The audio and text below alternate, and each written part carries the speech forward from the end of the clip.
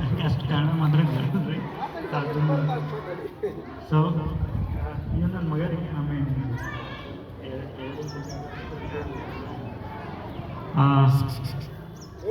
So ಎಲ್ಲ ವಿದ್ಯಾರ್ಥಿಗಳಿಗೆ ನಾನು ಏನು ಹೇಳ್ತೀನಿ ಅಂದರೆ, ಸೊ ನೀವು ಚೆನ್ನಾಗಿ ಅಭ್ಯಾಸ ಮಾಡಿ. ಸೊ ಮುಂದಿನ ದಿನಗಳಲ್ಲಿ ಅಭ್ಯಾಸ ಮಾಡಿದ್ರೇ ಎಲ್ಲ ನಮಗೆ ಆಪರ್ಚುನಿಟಿ ಸಿಗ್ತದೆ. ಸೊ ನೀವು ವಿದ್ಯಾಭ್ಯಾಸ ಮಾಡದೇ ಇದ್ದರೆ ಸೊ ಏನು ಅಚೀವ್ ಮಾಡೋಕ್ಕಾಗಲ್ಲ. ಸೊ ಓನ್ಲಿ ಒಂದು ಮಾತು ಹೇಳ್ತೀನಿ ಎಲ್ಲರಿಗೂ, ಸೊ ಎಲ್ಲ ಮಕ್ಕಳಿಗೆ ಜಸ್ಟ್ ಇನ್ಫಾರ್ಮೇಷನ್ ತೊಗೊಳ್ಳಿ, ಚೆನ್ನಾಗಿ ಓದಿ. ಫ್ಯೂಚರಲ್ಲಿ ಜಸ್ಟ್ ಅಂದರೆ ಗೋಲ್ ಚೆನ್ನಾಗಿ ಇಟ್ಕೊಳ್ಳಿ. So maybe you can be a IAS officer or any goals ದೊಡ್ಡದಿದ್ದರೆ ನೀವು ಏನಾದರೂ ಅಚೀವ್ ಮಾಡ್ಬೋದು. ಸೊ ಮೇನ್ ಗೋಲ್ ಇಟ್ಕೊಂಡು ಅಭ್ಯಾಸ ಮಾಡಿ ಆ್ಯಂಡ್ ಆಮೇಲೆ ಇಲ್ಲಿ ಅಚೀವ್ ನೀವೇನಾದರೂ ಅಚೀವ್ ಮಾಡ್ಬೋದು. ಸೊ ಅದೊಂದೇ ಇಷ್ಟಪಡ್ತೀನಿ.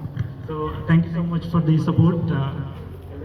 ಲಾಸ್ಟ್ ಟೈಮ್ ಸರ್ಗೆ ನಾನು ಕಾಲ್ ಮಾಡಿದ್ದೆ, ಅವ್ರ ಕಾಂಟ್ಯಾಕ್ಟಲ್ಲಿ ಇರ್ತೀನಿ. ಬಟ್ ಸೊ ಒಂದೇ ಮಾತು ಹೇಳಲಿಕ್ಕೆ ಇಷ್ಟಪಡ್ತೀನಿ, ಎಲ್ಲರೂ ಚೆನ್ನಾಗಿ ಅಭ್ಯಾಸ ಮಾಡಿ. ಆ್ಯಂಡ್ ಎಲ್ಲಾದರೂ ನಾವು ಅಭ್ಯಾಸ ಮಾಡಿದರೆ ಇದೇ ಕಂಟ್ರಿಯಲ್ಲೆಲ್ಲ ಬೇರೆ ಕಂಟ್ರಿಯಲ್ಲಿ ಹೋಗಿನೂ ನಾವು ಕೆಲಸ ಮಾಡ್ಬೋದು. ಆ್ಯಂಡ್ ಆಲ್ಸೋ ಅಂದರೆ ಏನು ಹೇಳಲಿಕ್ಕೆ ಇಷ್ಟಪಡ್ತೀನಿ, ನಾನು ಇಲ್ಲೇ ನಾಗರಾಜ್ ಓದಿರೋದು, ಇಲ್ಲಿ ಸ್ಕೂಲಲ್ಲಿ ಓದಿರೋದು, ಗೌರ್ಮೆಂಟ್ ಸ್ಕೂಲಲ್ಲೇ ನಾನು ಓದಿರೋದು ಅಂಟಿಲ್ 3ನೇ ಕ್ಲಾಸ್ವರೆಗೂ.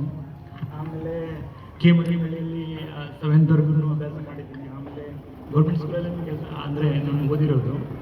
ಇವಾಗ UK ಅಲ್ಲಿ ಕೆಲಸ ಮಾಡ್ತಾ ಇದ್ದೀನಿ as a software engineer. So government ಸ್ಕೂಲಲ್ಲಿ ಓದಿದವರು ಅಂದರೆ ಗೌರ್ಮೆಂಟ್ ಸ್ಕೂಲ್ ಪ್ರೈವೇಟ್ ಸ್ಕೂಲ್ ಅನ್ನೋಂಗೇನಿಲ್ಲ, ಗೌರ್ಮೆಂಟ್ ಸ್ಕೂಲಲ್ಲಿ ಓದಿರೋದನ್ನು ಅಚೀವ್ ಮಾಡ್ತಾರೆ. ಸೊ ಅಷ್ಟೇ ಇಷ್ಟಪಡ್ತೀನಿ. ಮತ್ತು ಆ್ಯಕ್ಚುಲಿ ನಾನು ಕಾಂಟ್ರಿಬ್ಯೂಟ್ ಮಾಡಬೇಕಂತ ಮಾಡ್ಕೊಂಡಿದ್ದೀನಿ ಸರ್. ಅಂದರೆ ಸರ್ ನಮ್ಮ ಮಾವನ ಸಲುವಾಗಿ ಡಬಲ್ ಸಾಫ್ ಡ್ರೈವರ್, ಸೊ ಅವ್ರ ಹೆಸರಿನಲ್ಲೇ ಇಷ್ಟು 10% ಡಿಪಾಸಿಟ್ ಮಾಡಲಿಕ್ಕೆ ಇಷ್ಟಪಡ್ತೀನಿ. So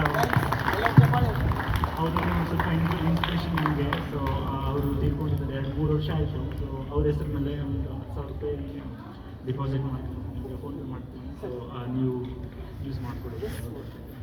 thank you so much for the support. Thank you.